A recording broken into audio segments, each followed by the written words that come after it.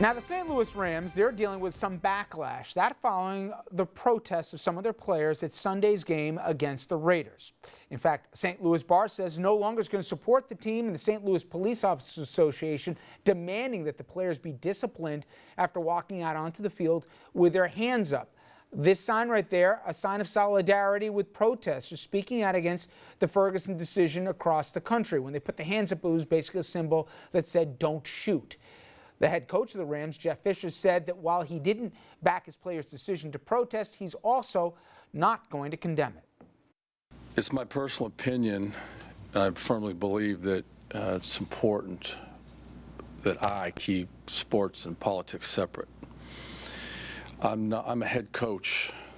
I'm not a politician, an activist, or an expert on societal issues. As far as the choice that the players made, no, they're exercising their right to free speech. They will not be disciplined by the club, nor will they be disciplined by the National Football League. Now, this isn't the first time we've seen protests play out in sports. You've seen athletes take similar positions. I mean, go back to 2012.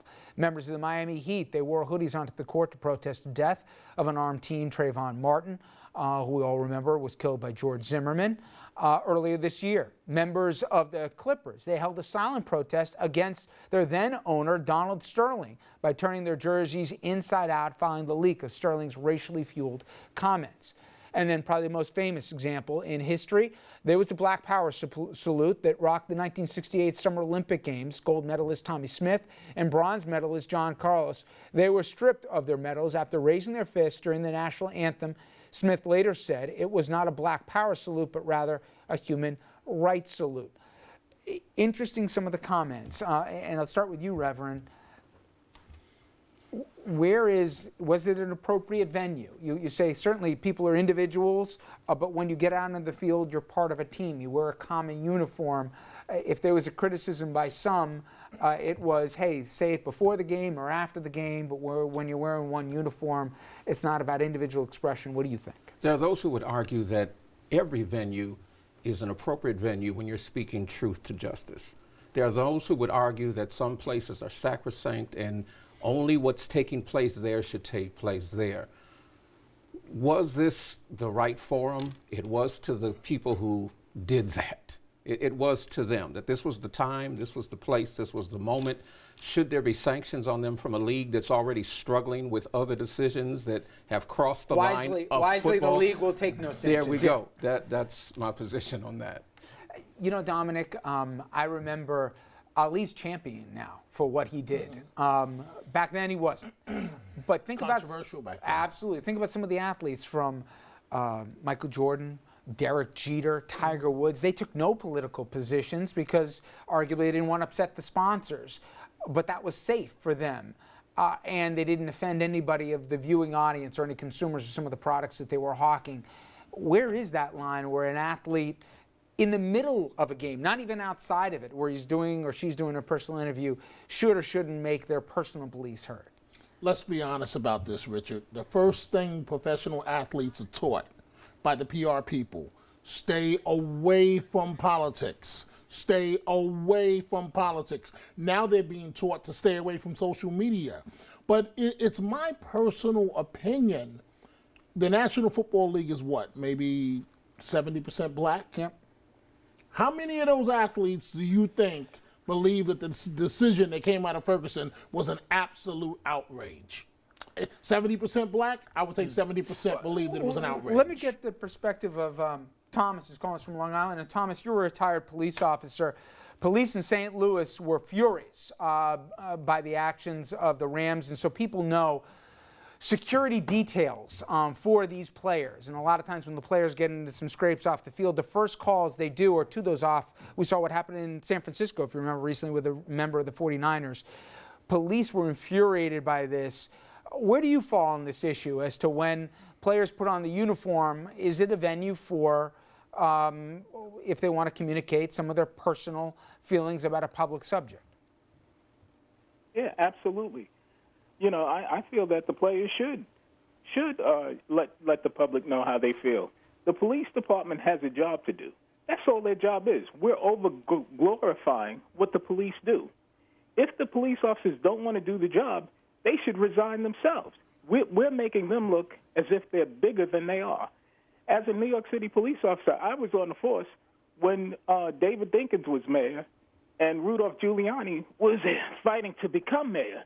And remembering how we marched across the bridge with Rudolph Giuliani with the police officers picketing and. And Thomas couldn't say the word that Dinkins was called that time. You've covered it many times in this program. How about that? And then I'll get you, Andrew, Professor, that line between a personal expression where it becomes about the individual rather than about the issue. One of those players, by the way, Kenny Britt, who was one of the players who put his hands up, he's got a rap sheet longer than his arm.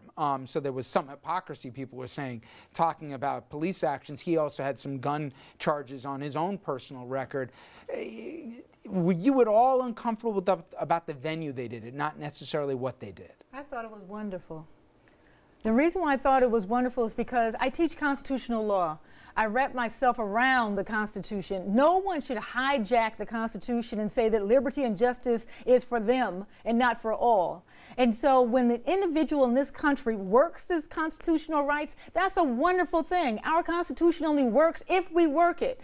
It's the lack of sense of that we're involved or a part of the Constitution and the rights that we have in this country that led to less than 30% or around 30% of the voters actually voting in midterm elections. If we want people to be in this country and be a part of how this country works as a democracy, then we don't say you can only exercise your rights under these circumstances. You can only stand up for what is right. Even if you're not the person involved, it could be another person. I've stood up for people outside of my race.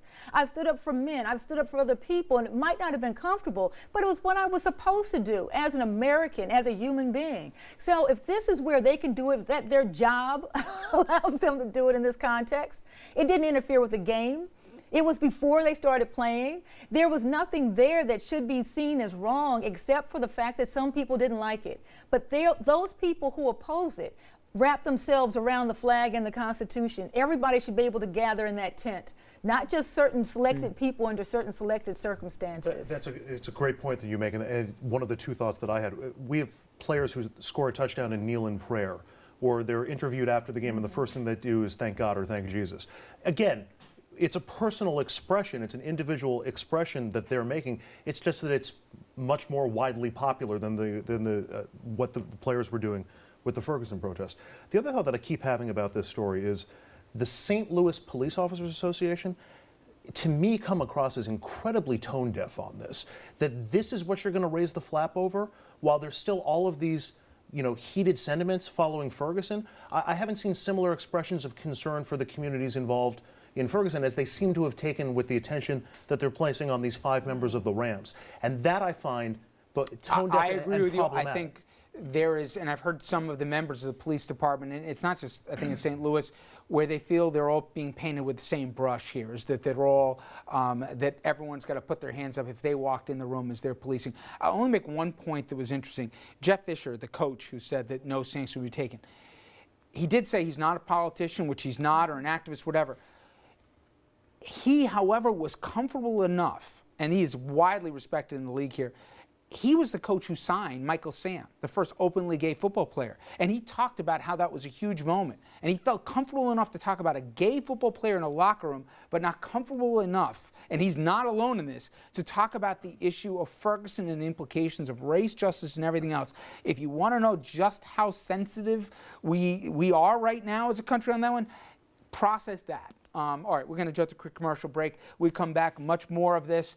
And also, we'll get to more of your reaction, both on the phone lines and online. Stay with us.